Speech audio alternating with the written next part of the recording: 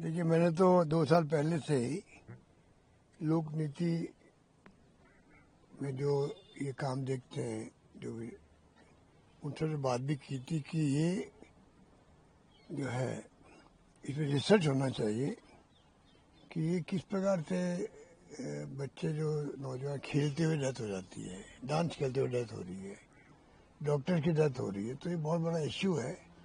ये सरकार के ध्यान में आना चाहिए कि इश्यू कम नहीं है। दिल्ली में मैंने सुना है खूब मौतें हो रही है, तो ये जो मौतों का सिलसिला इतना ज़्यादा हो गया कि कल जो असेंबली में जोली साहब बोले थे या घनश्याम मेहर बोल रहे थे और भी कई लोग बोले होंगे, तो ये बहुत बड़ा इश्यू है। तो कम से कम राजस्थान की सरकार ने जो राइट टू हेल्थ एक्ट बनाया, चिरंजी योजना लागू करी, ये जो माहौल बना राजस्थान के बारे में पूरे प्रदेश की जो स्वास्थ्य सेवाएं हैं उसको जिस रूप में आगे बढ़ाया गया कि पूरे देश में चर्चा में है। हमारी ड्यूटी बनती है कि हम आगे बढ़ें और यहाँ की गवर्नमेंट को चाहिए कि वो भी भारत सरकार से बातचीत करे और कोई रास्ता निकले। हमने पोस्ट कोविड रिसर्च कैसे हो उसकी इंस्टीट्यूट खड़ा करने का निर्णय किया बजट के अंदर, हमारे वक्त में RVHS के अंदर। सरकार बदलते ही वो कागजों के अंदर पड़ा हुआ है। अब इनको समझना चाहिए कि वो इंस्टीट्यूट मैंने क्यों अनाउंस किया था कि कोविड के बाद में जो प्रॉब्लम आ रही है उसकी जानकारी मिलेगी तमाम पब्लिक को, रिसर्च होगा यहाँ पर। वो तमाम कागजों में बंद हो गया, तो इसके लिए किसको दोष दें? तो गवर्नमेंट नाम की चीज तो देखो है नहीं। पूरे देश में, पूरे प्रदेश के अंदर ऐसी स्थिति है। मैं बार बार कहता हूँ मुख्यमंत्री जी को कि खाली 2 साल बनाम 5 साल के अंदर काम नहीं चलेगा।